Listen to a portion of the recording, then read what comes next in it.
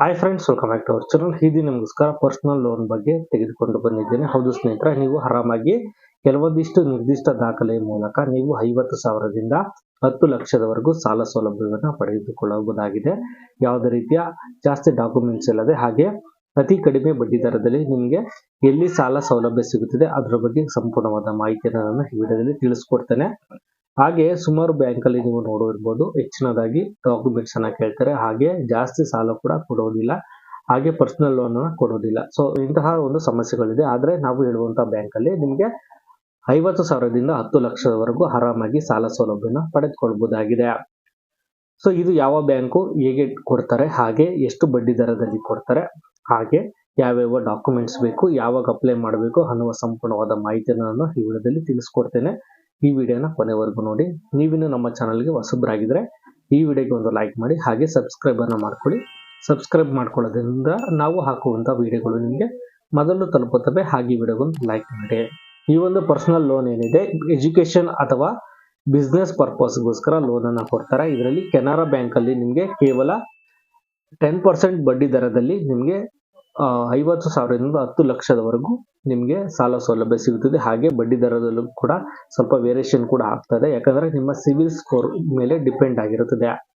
ನಿಮ್ಮ civil score ಚೆನ್ನಾಗಿದ್ರೆ ನಿಮಗೆ ಕಡಿಮೆ ಬಡ್ಡಿ ದರದಲ್ಲಿ ಸಾಲ ಸಿಗುತ್ತದೆ, ಅಥವಾ ಸಿವಿಲ್ ಸ್ಕೋರ್ ಕಡಿಮೆ ಇದ್ರೆ ನಿಮಗೆ ಸ್ವಲ್ಪ ಹೆಚ್ಚು ಕಮ್ಮಿ ಆಗುವಂತ ಬಡ್ಡಿ ದರಗಳು ಆಗಿರುತ್ತದೆ.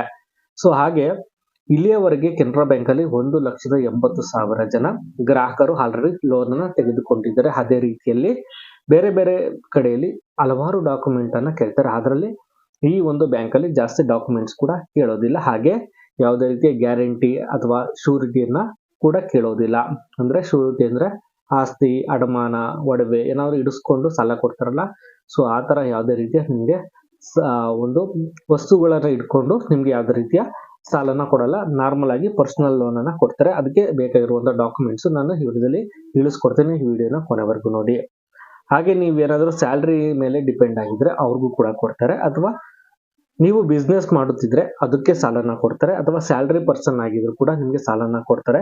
ಜಸ್ಟ್ 3-4 ದಿನದಲ್ಲಿ ನಿಮ್ಗೆ ಈ ಹಣ ಅಂತಕ್ಕಂಥದ್ದು ರಿಲೀಸ್ ಆಗುತ್ತದೆ.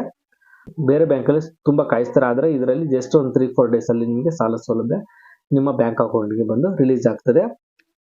ಇದರಲ್ಲಿ ಮಿನಿಮಮ್ ಡಾಕ್ಯುಮೆಂಟ್ಸ್ ಫೀಸು 1,500 ರೂಪಾಯಿ ಮಾತ್ರನೇ ತೆಗೆದುಕೊಳ್ತಾರೆ, ಹೆಚ್ಚಿನದಾಗಿ ಏನೋ ತೆಗೆದುಕೊಳ್ಳೋದಿಲ್ಲ. ಈ ಒಂದು ಏನು ಸಾಲ ಸೌಲಭ್ಯಕ್ಕೆ ಅರ್ಜಿ ಹಾಕೋದಕ್ಕೆ ಏನೆಲ್ಲ ಡಾಕ್ಯುಮೆಂಟ್ಸ್ ಬೇಕು ಅಂತ ನೋಡೋದಾದ್ರೆ, ನಿಮ್ಮ ವಯಸ್ಸು ಮಿತಿ 21 ವರ್ಷದಿಂದ 60 ವರ್ಷದ ಒಳಗಿನವರಾಗಿರ್ಬೇಕು ಅಂತ ಹೇಳ್ತವ್ರೆ. ನೆಕ್ಸ್ಟ್ ಉದ್ಯೋಗ ಅಥವಾ ಆದಾಯ ಆಗಿರ್ಬೇಕು, ಅಂದ್ರೆ ನೀವು ಸೆಲ್ಫ್ ಎಂಪ್ಲಾಯಿ ಅಥವಾ ಬಿಸ್ನೆಸ್ ಏನಾದ್ರು ಮಾಡ್ತಾ ಇದ್ರೆ ಅದರದ ಒಂದು ಸ್ಲಿಪ್ ಅನ್ನ ಕೊಡಬೇಕಾಗಿರ್ತದೆ. ಮಿನಿಮಮ್ 20,000 ನಿಮ್ಗೆ ಸ್ಯಾಲರಿ ಇದ್ರು ಸಾಕು, ಇದನ್ನ ಪಡೆದುಕೊಳ್ಬಹುದಾಗಿದೆ. ಹಾಗೆ ಡಾಕ್ಯುಮೆಂಟೇಶನ್ ತುಂಬಾ ಇಂಪಾರ್ಟೆಂಟ್. ಡಾಕ್ಯುಮೆಂಟೇಶನ್ ಹೇಳ್ತಾರೆ ಅಂದ್ರೆ ನಿಮ್ಮ ಒಂದು ಸ್ಯಾಲರಿ ಸ್ಲಿಪ್, ಈ ತರ ಒಂದು ಡಾಕ್ಯುಮೆಂಟೇಶನ್ ಹೇಳ್ತಾರೆ, ಅಥವಾ ನಿಮ್ದು ಬಿಸ್ನೆಸ್ ಪ್ಲಾನ್ ಏನಾನ ಇದ್ರೆ ಅದ್ರ ಬಗ್ಗೆ ಕೊಟ್ಟು ಕೂಡ ತೆಗೆದುಕೊಳ್ತಾರೆ. ನೆಕ್ಸ್ಟ್ ಸಿವಿಲ್ ಸ್ಕೋರ್ 700 ಮೇಲೆ ಇರಬೇಕು ಅಂತ ಹೇಳ್ತವ್ರೆ. ನೀವು ಭಾರತೀಯ ನಾಗರಿಕರಾಗಿರ್ಬೇಕು ಅಂತವ್ರಿಗೆ ಕೊಡ್ತಾರೆ. ಈ ಒಂದು ಸಾಲಕ್ಕಿಂತ ಮುಂಚೆ ಯಾವುದೇ ರೀತಿಯ ಸಾಲನ ತೆಗೆದುಕೊಂಡಿರಬಾರ್ದು ಅಂತಹವ್ರಿಗೆ ಮಾತ್ರ ಕೊಡ್ತಾರೆ. ಹಾಗೆ ನೀವೇನಾದ್ರು SC ST ಆಗಿದ್ರೆ ನಿಮಗೆ ಮೊದಲ ಆದ್ಯತೆಯನ್ನ ಕೂಡ ಕೊಡ್ತಾರೆ.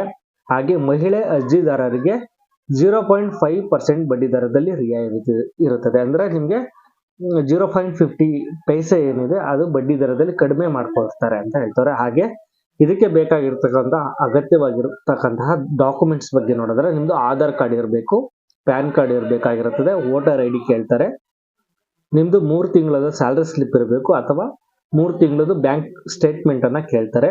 ಹಾಗೆ ಉದ್ಯೋಗ ಪ್ರಮಾಣ ಪತ್ರ ಅಂದ್ರೆ ಅಪಾಯಿಂಟ್ಮೆಂಟ್ ಲೆಟರ್ ಏನಿರುತ್ತೆ ಅದನ್ನ ಕೇಳ್ತಾರೆ. ಜೆರಾಕ್ಸ್ ಅಷ್ಟೇ 4 ಪಾಸ್ಪೋರ್ಟ್ ಸೈಜ್ ಫೋಟೋ ಮಾತ್ರ ಕೇಳ್ತಾರೆ. ಸೊ ಇಷ್ಟು ಡಾಕ್ಯುಮೆಂಟ್ಸ್ ಇದ್ರೆ ಸಾಕು, ನೀವು 50ರಿಂದ 10 ಲಕ್ಷದವರೆಗೂ ಸಾಲನ ತೆಗೆದುಕೊಳ್ಬಹುದಾಗಿರುತ್ತದೆ.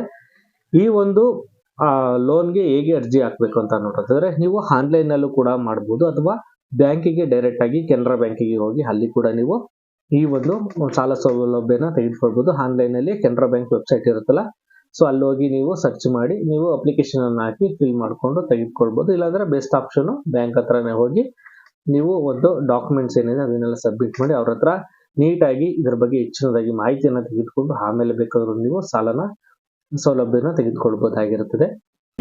ಈ ಒಂದು ಸಾಲ ಸೌಲಭ್ಯ ತೆಗೆದುಕೊಳ್ಳೋಕೆ ಯಾವುದೇ ರೀತಿಯ ಹಣ ಕಟ್ಟುವಂತಿಲ್ಲ, ಇದು ಸಂಪೂರ್ಣವಾಗಿ ಉಚಿತವಾಗಿರ್ತದೆ. ಹಾಗೆ ನಿಮಗೆ ಡಾಕ್ಯುಮೆಂಟೇಶನ್ ಫೀಸ್ ಅಂತ 1500 ರೂಪಾಯಿ ಮಾತ್ರ ತೆಗೆದುಕೊಳ್ತಾರೆ. ಇದು ನಿಮಗೆ ಏನು ಇದು ನಿಮ್ಮ ಏನು ಒಂದು ಲೋನ್ ಅಮೌಂಟ್ ಬರುತ್ತೆ ಅದರಲ್ಲಿ ಡಿಡಕ್ಟ್ ಆಗಿ ಬರುತ್ತೆ. ನಿಮಗೆ ಬಿಫೋರ್ ಆಗಿ ಯಾವುದೇ ರೀತಿ ಹಣನ ತೆಗೆದುಕೊಳ್ಳೋದಿಲ್ಲ.